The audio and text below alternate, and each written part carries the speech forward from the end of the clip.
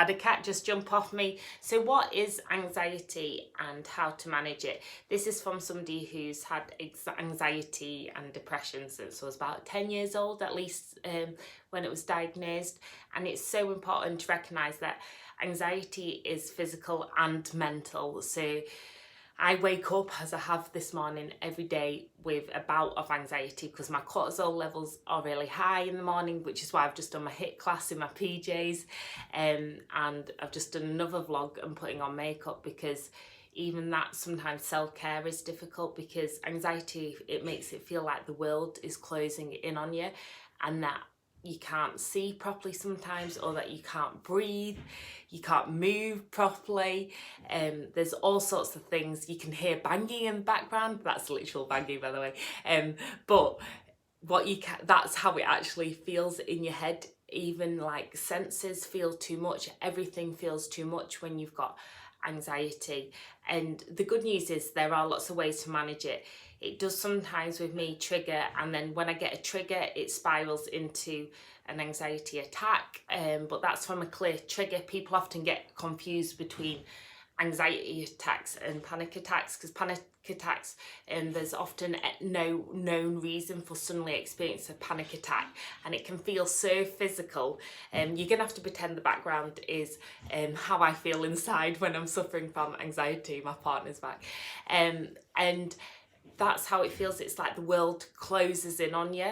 And when you're having a panic attack, it can almost feel like symptoms of a heart attack, which is why it's always best to get it checked, because often medical professionals need to check that it's nothing wrong with your heart.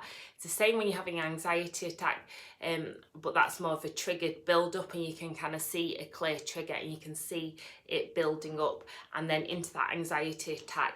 A lot of people might have seen my raw video where I was experiencing a really bad anxiety attack, but whilst I look a mess in that video, it's really important to see that there are so many different faces of someone who lives with mental health problems. They can show up and put on makeup, or also other times they can't. It doesn't matter, because everyone's individual, so you're all individual on how you experience different things as well.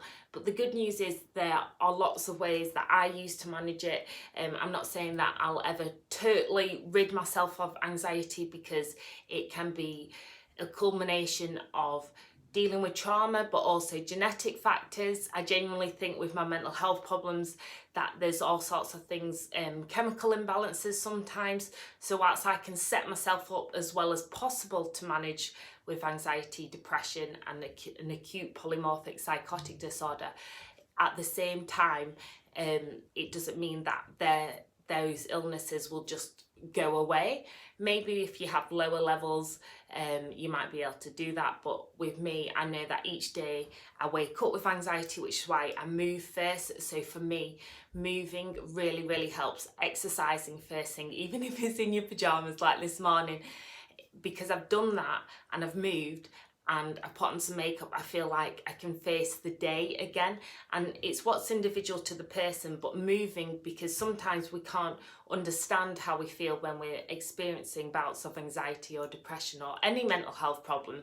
Sometimes it's not explainable, and actually what's good is by actually just physically moving, because you feel it physical, you feel the anxiety and the panic and the depression physically as well as mentally, that sometimes just by simple movements, not like thinking that you have to go like really deep into it, because sometimes when we're experiencing it, we've got to kind of like really just think, okay, well, just back to simple basic steps. So last night for me, a simple thing was having a bath, just simple bits of self-care until I feel better again.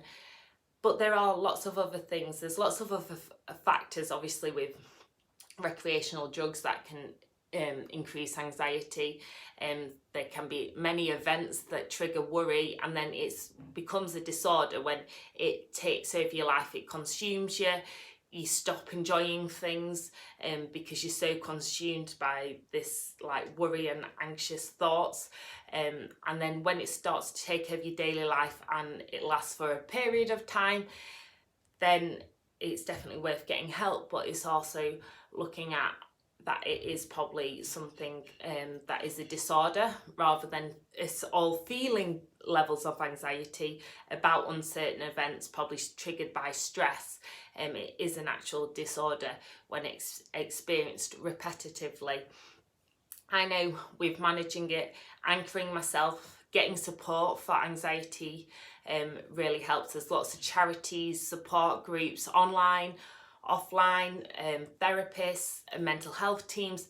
There's tons of people who can support you with anxiety and dealing with anxiety or depression or any mental health problems. And also just to know that you're not alone. So a lot of people, it depends what time of day and when you see me, when you'll realise or not realise. It doesn't always look obvious. Mental health problems are an invisible illness most of the time. And whilst it feels physical, and it is physical to us who are undergoing it, at the same time, a lot of the times we don't realise that there are lots of other people who are experiencing those issues. And that's not to lessen the impact of that, but what that does, hopefully for you, is it makes you realise that you are not alone.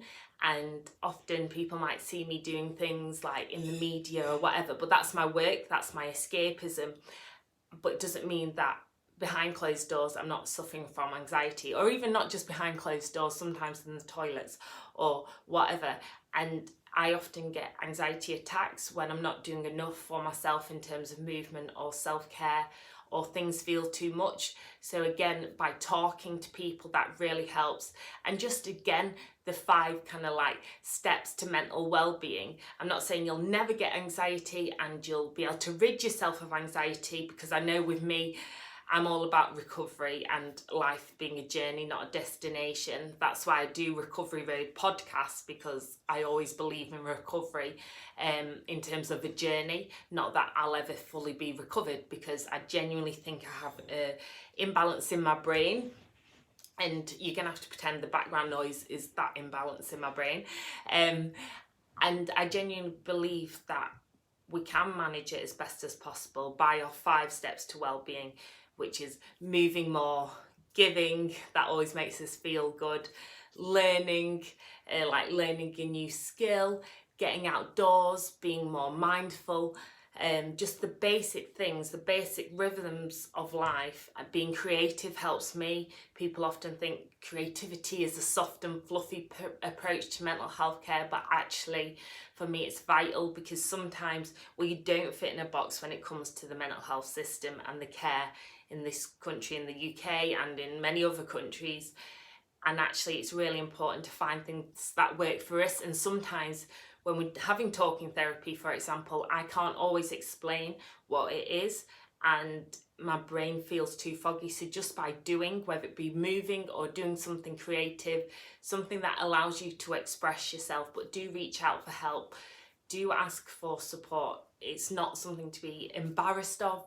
It's something that a lot of us experience. And my biggest tip would be just to get up and get moving, and the wave will pass. So keep telling yourself the wave will pass. Sending you all so much peace, love, and shimmies. Hopefully if you think this will help someone, please do share it. Please do subscribe to my channel. And then now, because I've expressed myself, all the background noise has gone.